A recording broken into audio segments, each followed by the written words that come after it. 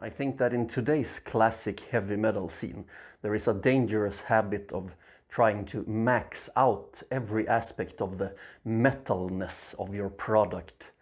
And I'm first and foremost thinking of three things: the production, the song titles, and the music itself.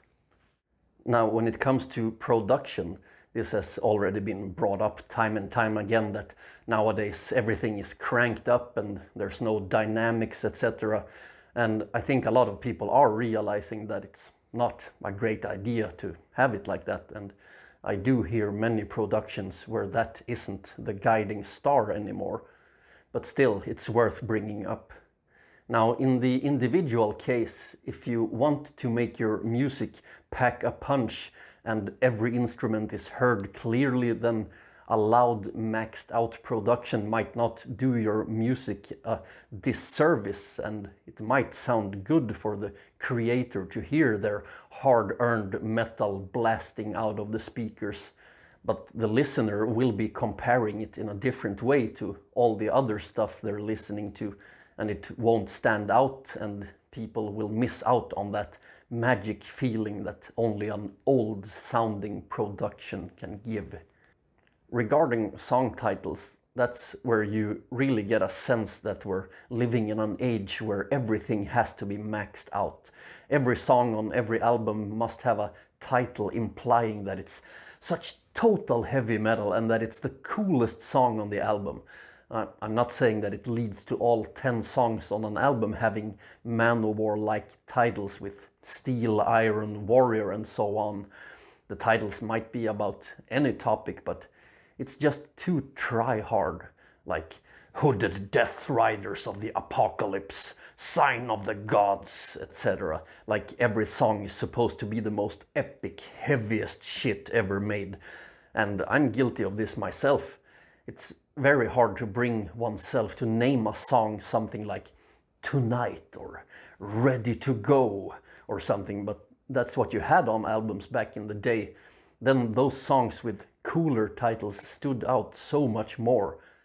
Take a look at this, for example.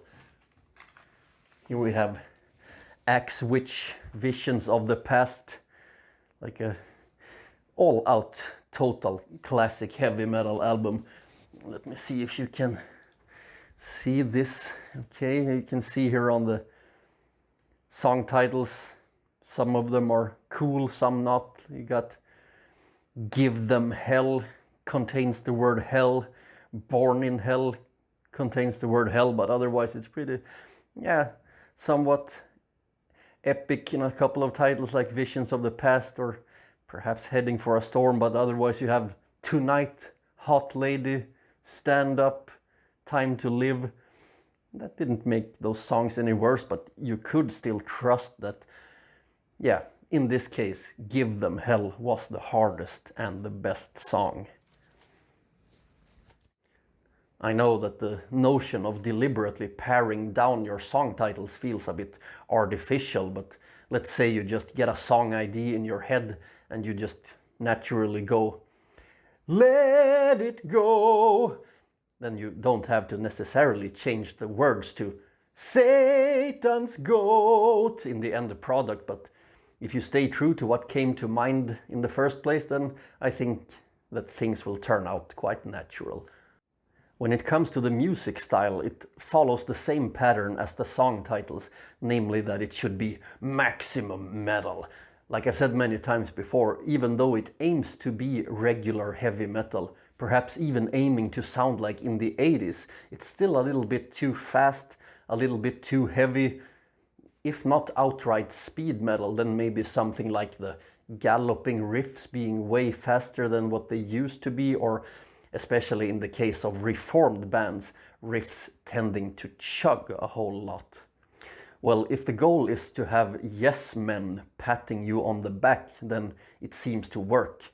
Because whenever one sees a YouTube video of a band that checks all these boxes, the support from undiscerning listeners is overwhelming, even if the music has no soul. This is so fucking good, yeah, this is heavy metal! So the takeaway is, if it's heavy metal, then it's good. Well, those listeners better have a good income, because there are some records out there for them to buy. Even if the music style is on point, there is still this issue. And I'm not calling it an issue as in screw you for doing this. It's perfectly understandable, and I'm guilty of this as well. I'm guilty of most all of those points I've brought up today, but even if the music style is on point, songs tend to be too maxed out, in the sense that every part, every riff seems to be crafted as to not bore the listener. One can sense a try-hard mind holding the quill to the music sheet. Chorus is over, let's make this next part into a fierce twin guitar attack, then a blazing solo, then a falsetto scream, etc. And I understand this. If you are in the fortunate position where you get to make music that people are going to hear, you want to make the most of it. Nowadays, we live in an endless ocean of impressions. And somewhere along the way, I think we lost the ability to relax and let go. Now, if you excuse me, I'm gonna go write a boring song for our next album called Going On.